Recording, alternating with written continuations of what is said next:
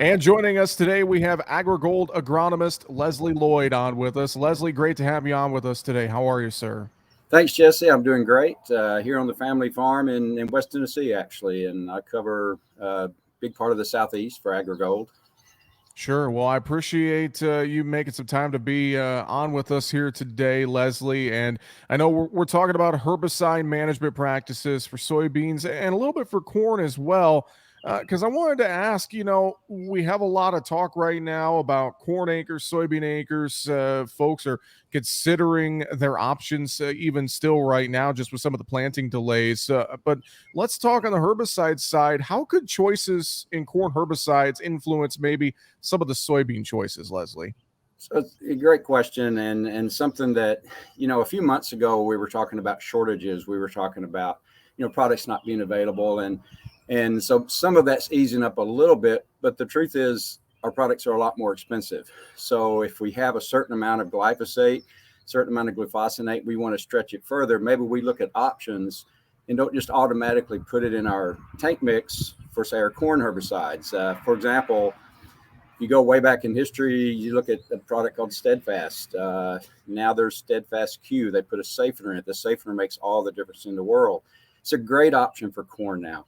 We can control grasses in corn post-emergence. That might free up some glyphosate or glufosinate to go into your soybean crop, for example. So we can kind of dust off some of the old tools and look at how we might get the total mix of our herbicides so that we make what we do have go further.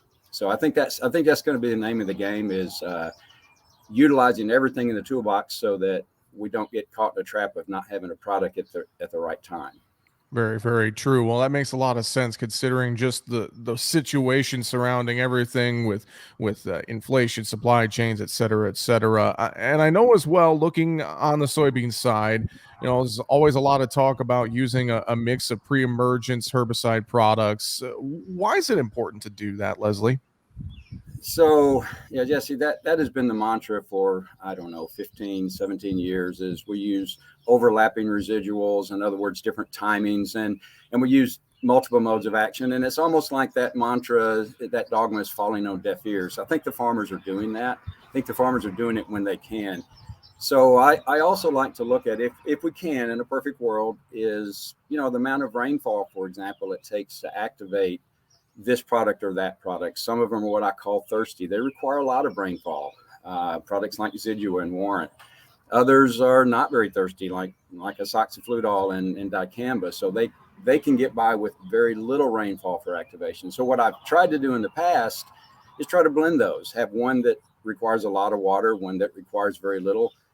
Then you're set no matter what Mother Nature gives us, whether you get 0.3 of an inch or 6 inches. So those are some of the things we can do. We can look at the solubility. You can check with your retailer. You can check with your weed science folks.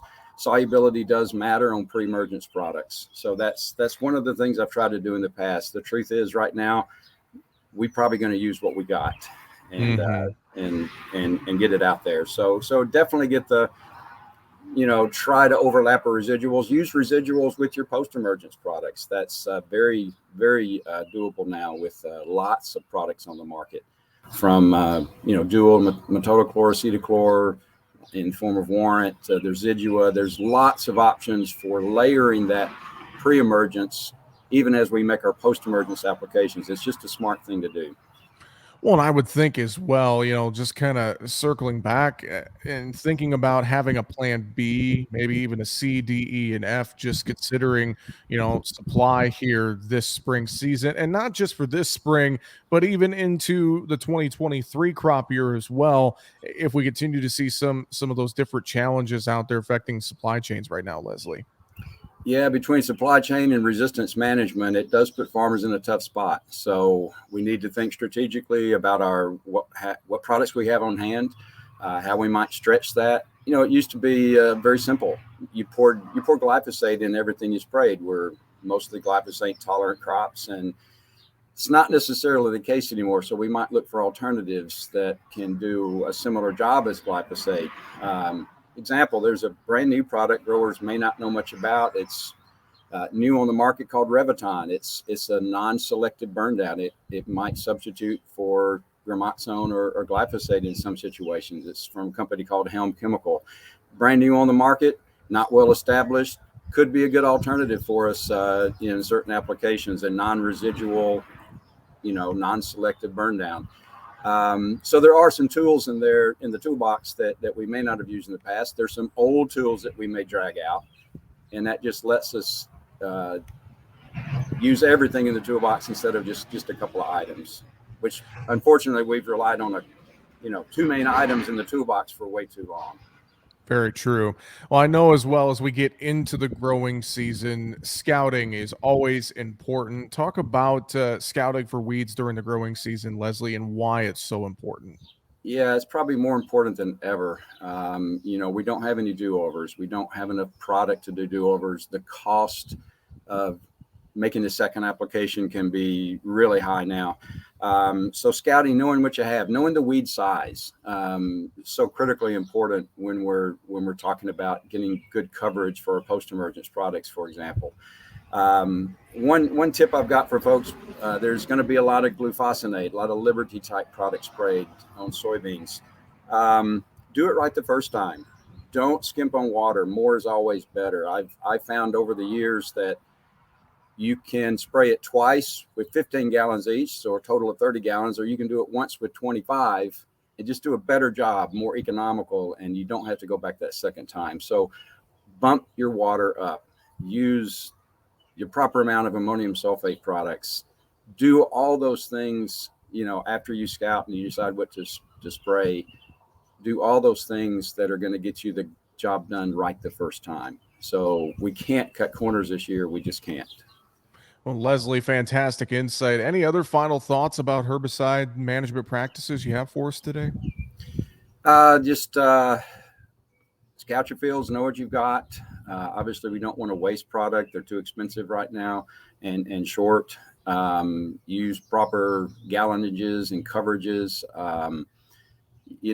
Be creative. Sometimes we may want to look to the past to pull some products off the shelf and save some of our product for say your double crop beans. Double crop beans are going to be very large in, say, North Carolina, a lot of wheat put in.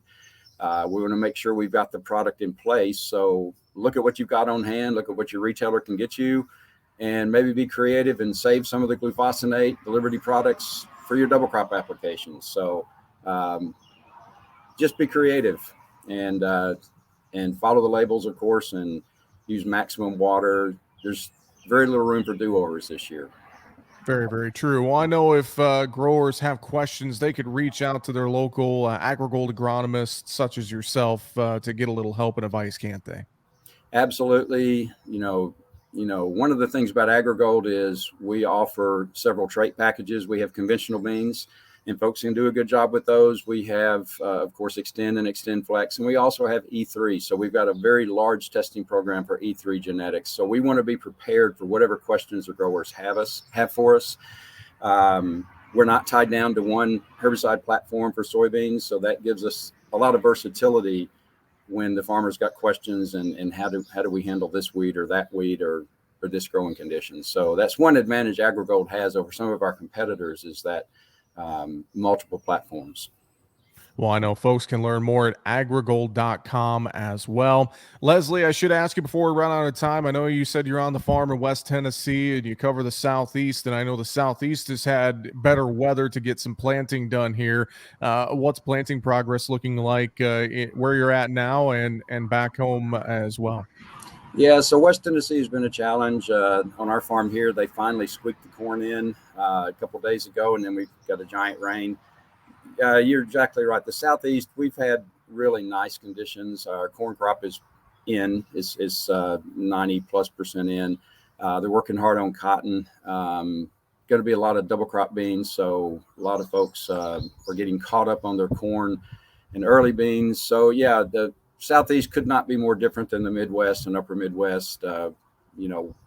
We've had good luck. We've had good planting conditions. Got some beautiful corn trials. Our bean trials are coming up. We're fortunate, but we also realize there's a lot of folks not as fortunate, and so we're pretty pleased. We're in a situation we could use rain, and I know the folks in the Dakotas and up there would gladly ship it our way. So we're getting a little dry, but overall, crop progress is excellent. We're in really good shape in the Southeast. Feel good. Well, hopefully some of that rain from up north can get shifted down to the southeast here soon. Again, folks can learn more online, agrigold.com. With that, AgriGold agronomist Leslie Lloyd, thanks for joining us here today. We appreciate the time. Thank you, Jesse. Enjoyed it, and you have a great day, sir.